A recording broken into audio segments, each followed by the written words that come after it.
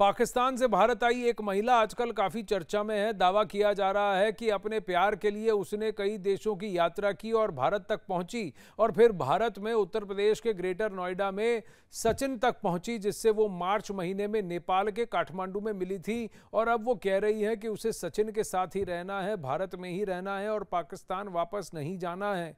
वो यूपी की सीएम योगी आदित्यनाथ से गुहार लगा रही है कि उसे पाकिस्तान नहीं जाना है, क्योंकि अगर वो वापस चली गई तो उसे वहां मार दिया जाएगा।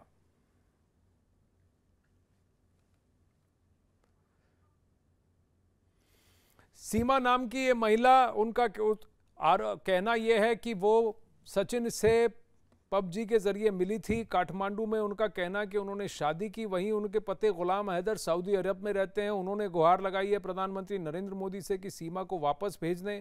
सीमा जी, मैं नमस्ते। मैं आपसे जानना चाहता हूं, आपको मेरी आवाज आ रही है? मेरा नाम आनंद है। सीमा जी, सीमा जी, आप मेरी आवाज सुन सकते हैं?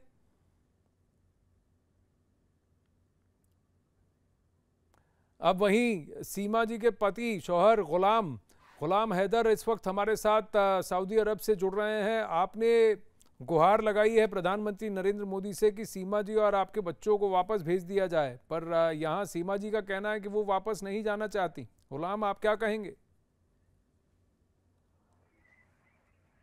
और मैं मोदी सरकार और योगी सरकार को फिर भी अपील करता हूं कि सीमा को पाकिस्तान के हवाले किया जाए और मेरे बच्चों को मेरे साथ किया जाए। ये कह रहे थे कि हम इनको गंगा नहाएंगे, ये चीज करेंगे। छोटे मासूम बच्चों को सर कोई ज्यादती जबरदस्ती, कोई मुस्लिम या हिंदू धर्म में कोई अपनाना चाहता है, जबरदस्ती कोई किसके साथ नहीं कर सकता सर।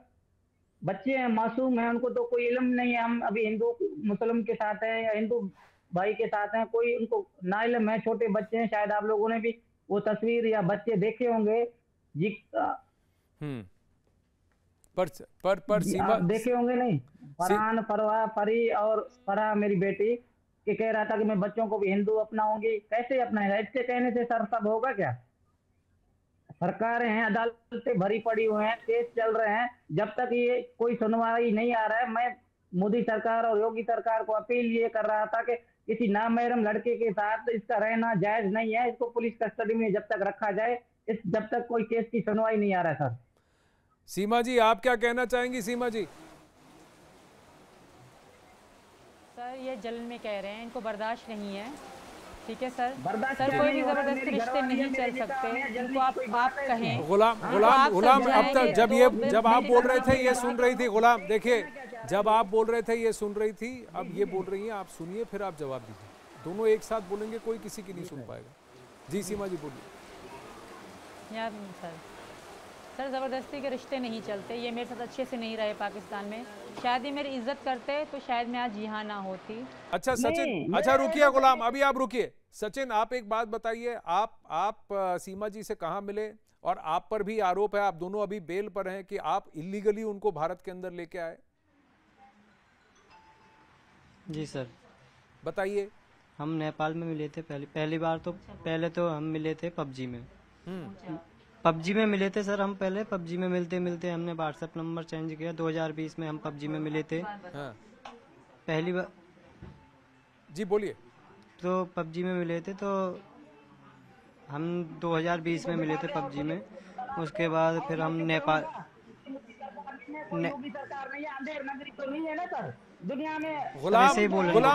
गुलाम देखिए, मैंने आपको बार बार कहा है कि अभी आप बीच में ना बोलें।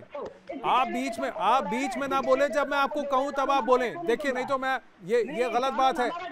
आपके चिल्लाने से मामला नहीं। आपकी बात सामने रखी गई है, सीमा की बात सामने रखी गई है। अब संजय बोल रहे हैं, मैं उनसे सचिन बोल रहे हैं, मैं उनसे पूछूंगा। अच्छा बताइए। जी सर। हाँ बोलिए। फिर मिले तो पबजी में थे, पर रियल क्या कहते हैं, हम नेपाल में मिले थे 10 मार्च को। ठीक है। मुलाकात हुई थी हमारी 10 मार्च में।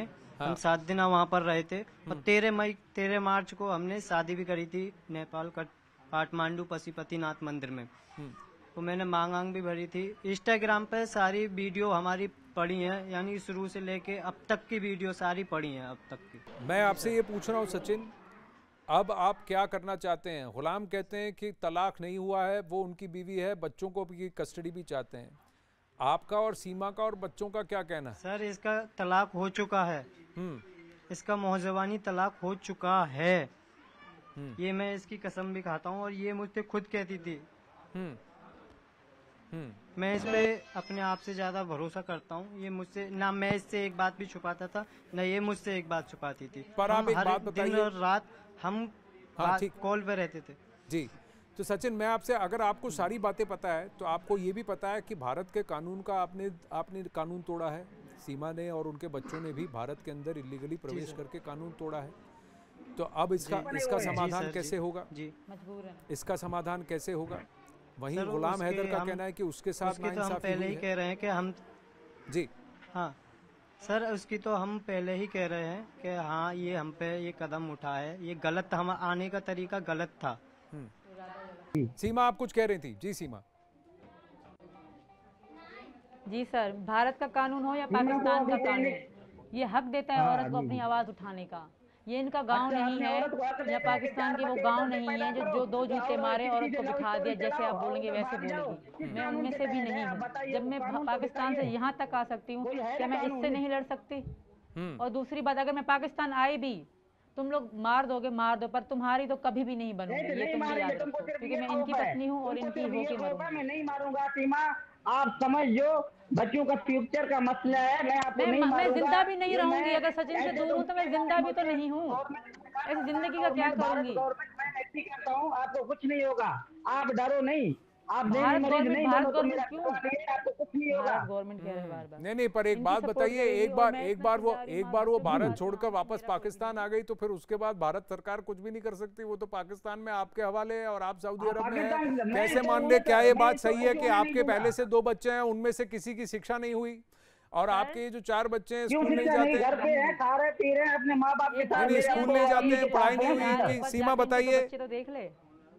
जी सीमा क्या कह रहे हैं जी आप? सर, बिल्कुल नहीं, उन्होंने स्कूल का मुंह तक नहीं देखा।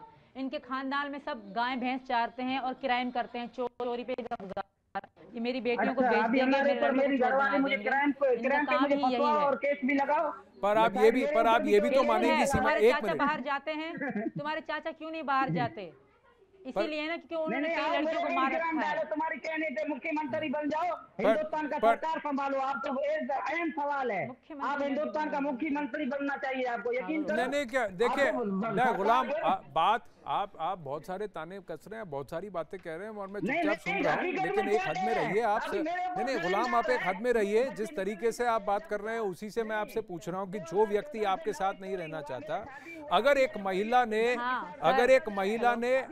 महिला ने देश छोड़ दिया, देश छोड़ दिया अपने बच्चों के साथ, देश छोड़कर वो चली आई और आप अब भी उसको कह रहे हैं कि तुमको वापस आना ही पड़ेगा, ये क्यों जिद आप पाल रहे हैं? मैं आपसे पूछ रहा हूँ बार बार। आप इसका सीधा जवाब मुझे नहीं दे पाए हैं गुलाम, आप इसका सीधा जवाब नहीं दे पाए। अच्छा रुकिए, अब आप गुलाम रुकिए। सचिन, मैं आपसे जानना चाहता हूँ। सचिन आपको पता था? सचिन एक बात बताइए, सचिन आपको एक बात मैं आपसे जानना चाहता हूँ सचिन, कि आपको पता था कि ये सब मसला होगा? आपको पता था कि ये तकलीफें हो सकती हैं? नहीं सर, हमने सोचा भी नहीं था कि ये तकलीफें होंगी।